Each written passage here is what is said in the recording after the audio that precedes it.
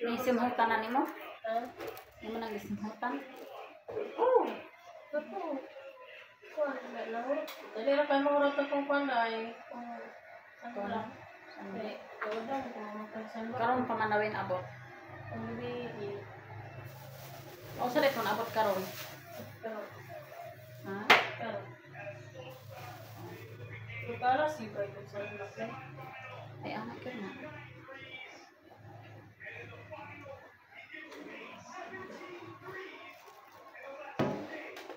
Saan ba ko? Alas dito.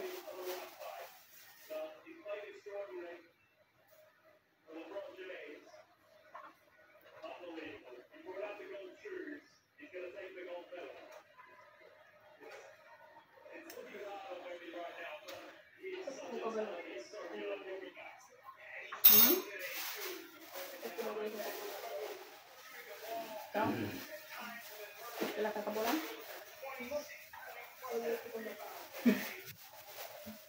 Depende sa mood. Pero,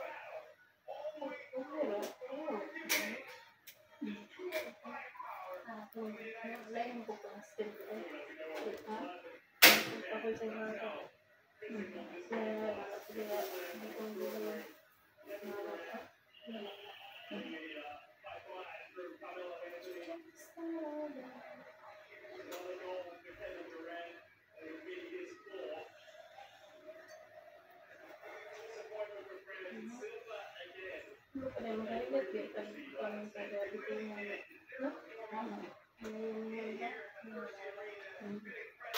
No. That's me. Yeah, that's you. Don't me.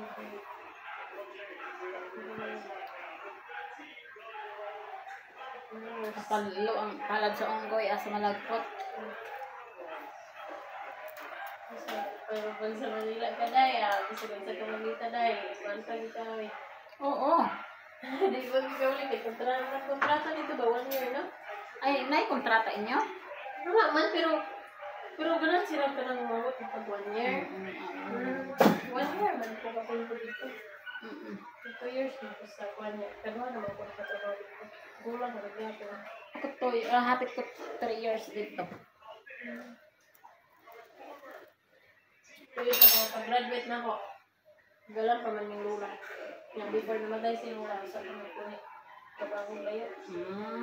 Wala ko, first time daw na trabaho. So, imo mama asan naara sa inyo, ha?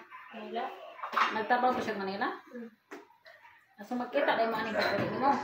Ha? Magkita mo. Wala yung tos sila. Pero mabalik kung sila tayo. Imo papa? Wala mo papaday? Ha? Wala kay papa? Bulag kang mama? Dos anyos pa ko. 12? Dos! Uy, ano po? Hindi makasundo? Sige lang nila. Ito naman yung mama dito. Ganda na, hubugigan. Siguro kung wala nagbulag, napakay mangutron. Siguro. Ya, wala naman nakita sa mong papantot karon. Wala na. Loka, kung... Pero sige, may chat sa kong papa na.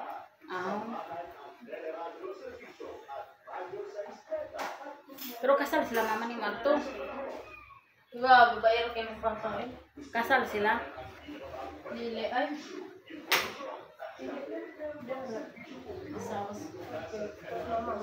Paitag na yung anak sa. Ano mang babaero po mga may asawa? Muslim. Ay, maupon. Wala ba ka Muslim? Sa bagay.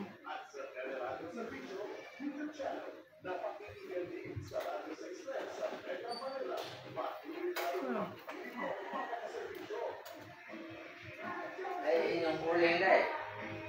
Man daw to? Ana, diri sa luyo? Masa man? Uling? Na diri sa luyo, no? Dagan na ka? Kuha, dagan ko sa ulay. Uling na nadira? Hindi sa mo ba? Pati ay. Mao? Mao sa? Basta yung linaktan, mauna kailan ako. Sige tayo. Ano? Ganda.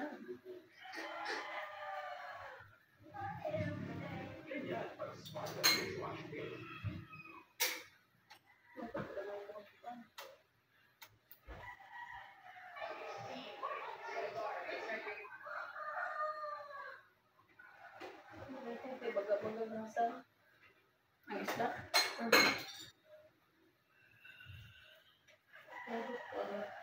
Sama na buo. Gagawin na sa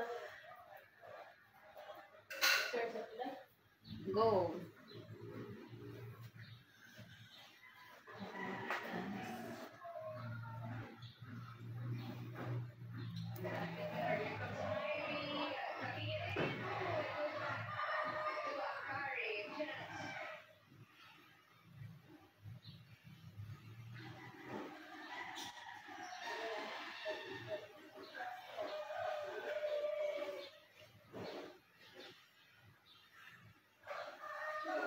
Sigurado na safe ang iyong mga anak.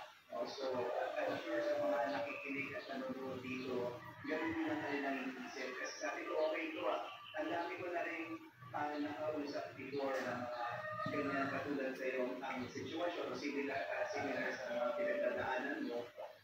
Pero ikaw talagang dinaan mo din sa mga tamang lugar, sa tamang pamamaraan, tamang proseso para masigurado mo na safe and secure ang iyong mga anak.